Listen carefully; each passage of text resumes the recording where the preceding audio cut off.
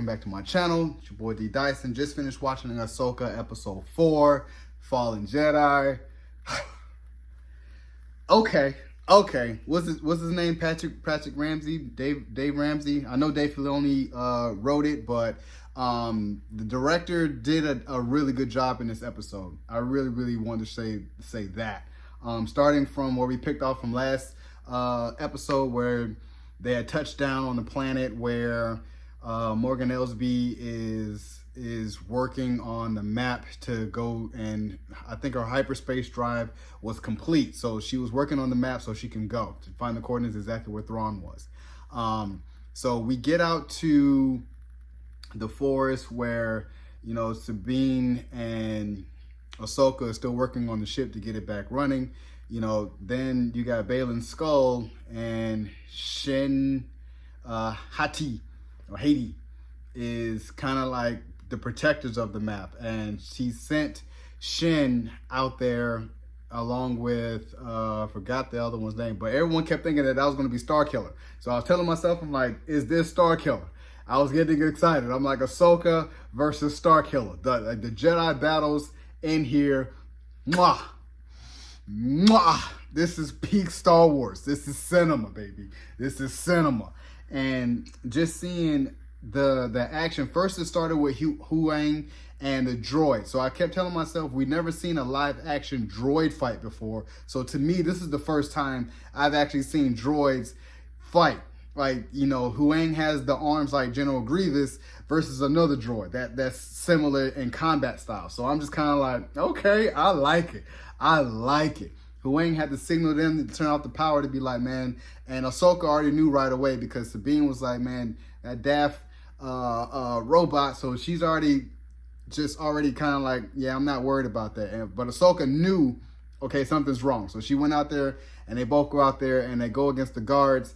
And like I said, this to me is like Fallen Order, Jedi Survivor, where you will pick up a henchman, shoot it and put it in the way of a blaster, and then throw him back. So I was like, mwah, Ahsoka shines in here as just being that subtle, what we have to see, what we've already seen from Rebels and Clone Wars. But I've seen her in Clone Wars. I haven't seen Rebels. So, but I was telling myself, just peak Jedi Master ability, and then you start seeing Sabine as a Mandalorian with Jedi abilities. You don't have it yet, but you can just tell how a Jedi like Ahsoka works well off of a Mandalorian with the, you know, that they can shoot, they can grapple, and you just, you know, hit them with the lightsaber. So I'm telling myself, that's a good duo team up that we haven't seen since Din Djarin and Ahsoka. So Ahsoka is already used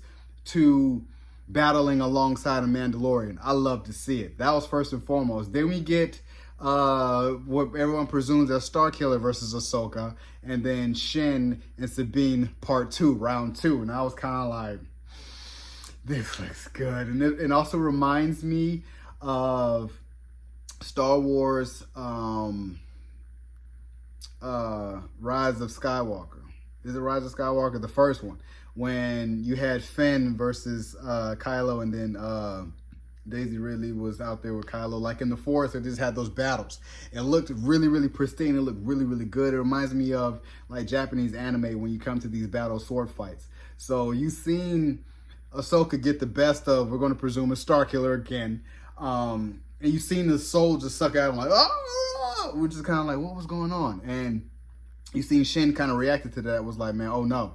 So as Sabine and Shin kind of get into it, we finally get to see Ahsoka versus Baylen'S skull. And Baylen had a lot of knowledge about Ahsoka, and he probably knew Anakin, but left before anything was to happen. Because like I said, he was probably like a lower Jedi Knight at the time, but he just left and then became older. Like he was kind of like in that stage of becoming a Jedi Master. So to see the battle of Baylen'S skull, he reminded me of how Dooku fights, very brawny, like how he swings, you know, his lightsaber versus the more agile Ahsoka. And he does best Ahsoka because he does talk to her in a sense.